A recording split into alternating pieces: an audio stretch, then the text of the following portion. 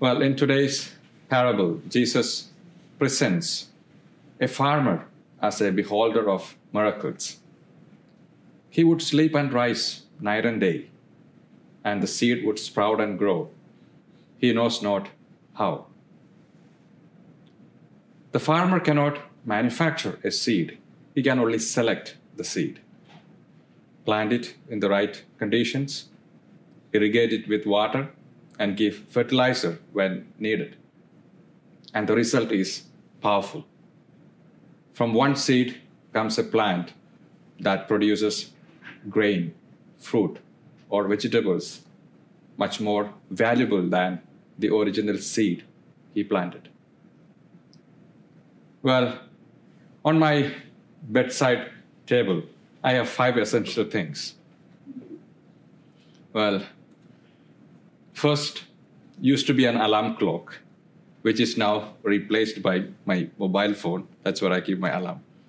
And to make sure that I don't oversleep. Well, second is a reading lamp, because sometimes I like to read before I sleep, especially if I am not getting sleep. And third is my latest addition, a pill bottle. I keep it there so I won't forget to take my pill. And fourth, my rosary for my daily devotion to Our Lady. And lastly, a statue of my favorite sleeping St. Joseph. The image of the sleeping St. Joseph is not a charm for sleepless nights. So I don't prescribe this image to insomniacs. Well, I love this image of St. Joseph as it is an expression of a spirituality of trust, of confident surrender to God's providence. And I kept the sleeping St. Joseph busy when I was walking back to school in India. And I always used to write my plans, my projects, my issues, my problems, all that on a sheet of paper and place it under the statue of sleeping St. Joseph.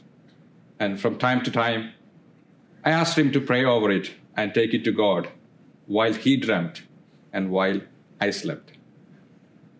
The sleeping St. Joseph helps us to develop a closer intimacy with God and helps us to discover the blessings of rest. For it is through rest that we are most open to receiving God in our lives. When God speaks to you in your rest, you can trust His word and wake up from your sleep and respond to God's call. And every time I retire in the evening, I commend to the Lord all my efforts and labor of the day. And whenever I behold the image of sleeping St. Joseph, I call to mind one of my favorite Psalms, Psalm 127. It goes, "If the Lord does not build the house, in vain do its builders labor." Mind you, St. Joseph is portrayed as sleeping, not because he is lazy. And Scripture tells us that Joseph did everything that the angel commanded him. And most of the things what he had to do came from his sleep in his dreams. But he can sleep through. He can sleep because he knows his efforts can only go so far. And after doing everything that he could, he trusts that God will supply what is lacking in his efforts. After all, if the Lord does not build the house, in vain do its builders labor.